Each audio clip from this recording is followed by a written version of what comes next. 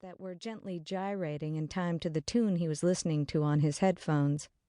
He had the kind of body that was made for faded jeans.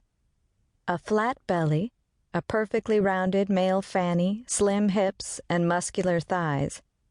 Before Katie could dwell on any other part of his lower anatomy, she jerked the glasses up to his face. She might have lost her breath again, except she wasn't breathing. Inky black hair tumbled onto his forehead, lending his male beauty a roguish quality. Maggie hadn't been far wrong calling him an Adonis. His was the kind of face ancient Greek sculptors would have fought over to immortalize in marble. "His name is Nick Leone," Maggie said, as if it were the most dangerously mysterious name she'd ever heard. "He's from New Jersey. Lee Henry Bartell heard it from D. Roberts, the real estate agent who sold him the property." "What's he doing in Briarwood?" Zoe asked, suspiciously.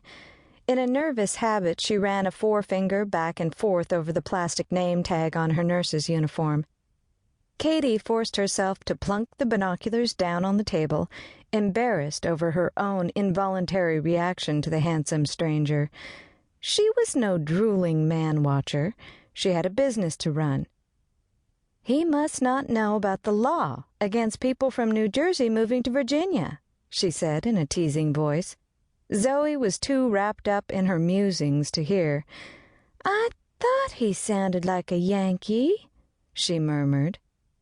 Maggie jumped on the comment like a cat on a June bug.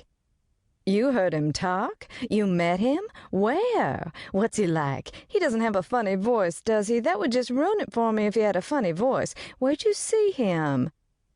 A horrified look came over Zoe's long, thin face. "Nowhere." "The hospital." Maggie nodded, her brown eyes narrowing in thought. That's interesting. What was he there for?" "Maggie!" Zoe exclaimed. "You know I can't talk about patients. It's not ethical." "And it's none of your business, Mary Margaret," Katie added pointedly. "Have you called in the order for the grass paper John Harris wants in his office?" "Yes. You know what the rumor is about him?" "I don't want to hear any rumors about John Harris," Katie said, deliberately misinterpreting Maggie's question. She had a feeling the less she knew about the gorgeous arrangement of masculinity across the street, the better off she'd be. She scooped a couple of wallpaper books off the long table and returned them to their proper slots in the oak case along the wall. "Not John Harris, Nick Leone." "Lord, Mary Margaret, the man hasn't been in town a week, and already there's gossip about him?" Katie pulled out a book of miniature country prints and headed for her desk. "I wonder if he knows what he's in for, moving to a small town." "Rumor has it he's a mole." She raised her carefully plucked eyebrows for emphasis. Katie ignored her, sitting down to page through the book, concentrating on paisley prints in order to get her mind off the perfect male pectorals. Zoe shrugged. "I don't get it." Maggie heaved a sigh.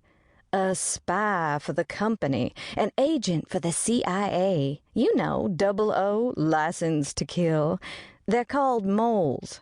Don't you ever go to the movies?" "The CIA," Zoe whispered, rubbing her name tag. "I heard he was a fashion model." "Oh, please," Katie said, laughing at her friend's wild imaginations. "I don't know which one of you is worse. Maggie, how can you make such a ridiculous remark?" "I'm only telling you what I heard, sugar. Lee Henry told me that Dee said the man was very reluctant to discuss himself, and when she asked him what he used to do in New Jersey, he wouldn't exactly say." "That's all?" Katie questioned, trying to suppress a grin. "Lee Henry didn't see him talking into his secret phone in the heel of his shoe?"